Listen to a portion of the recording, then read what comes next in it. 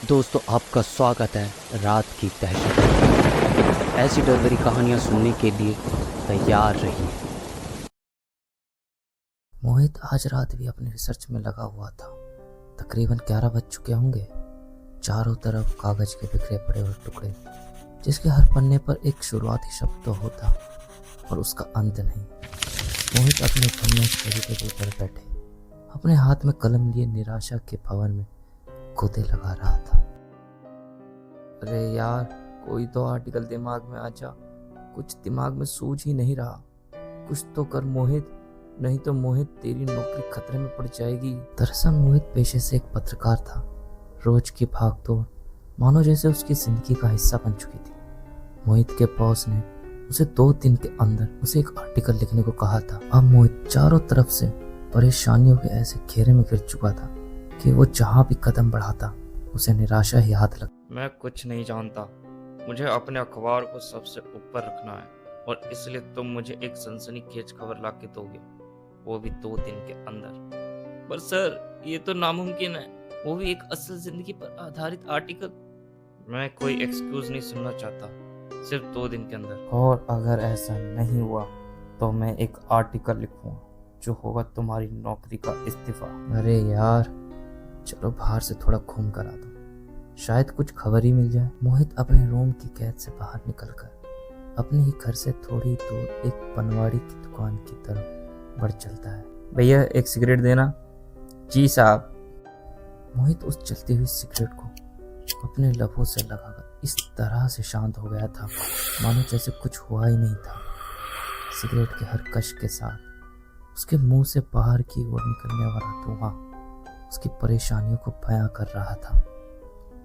मोहित अपनी परेशानियों को उस सिगरेट के धुएं में बहाकर इस तरह महसूस कर रहा होता है जिस तरह एक बच्चा पानी के बुलबुलों को फुलाते वक्त करता है। मोहित पास में मौजूद पार्क की कुर्सी पर जाकर बैठ गया। जितना ज्यादा धुआं बाहर मोहित की सिगरेट से हो रहा था, उससे कई ज्यादा धुआं उसके दिलो दिमाग पे छा चुका था।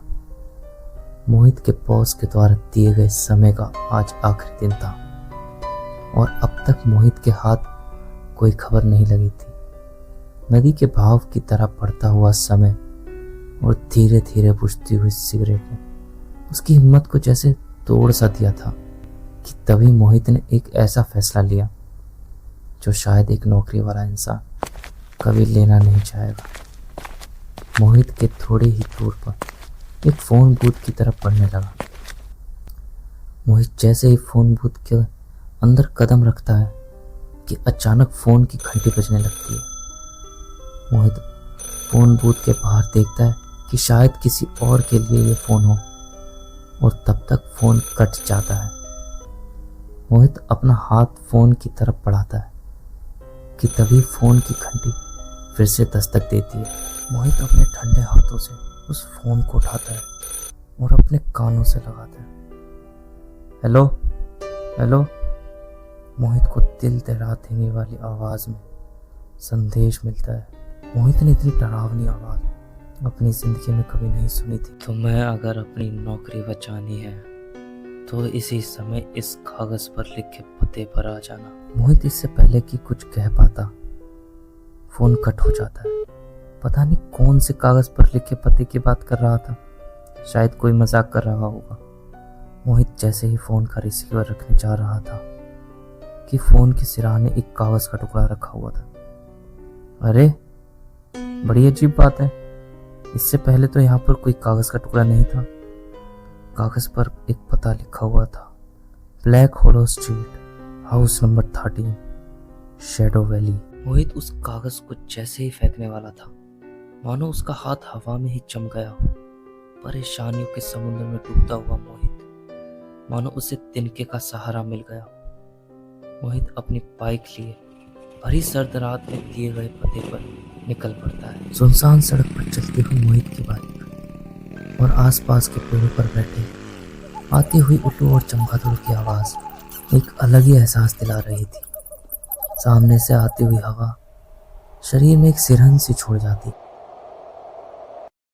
तो क्या था उस फोन पर आती आवाज का राज और उससे मोहित की नौकरी का क्या संबंध था?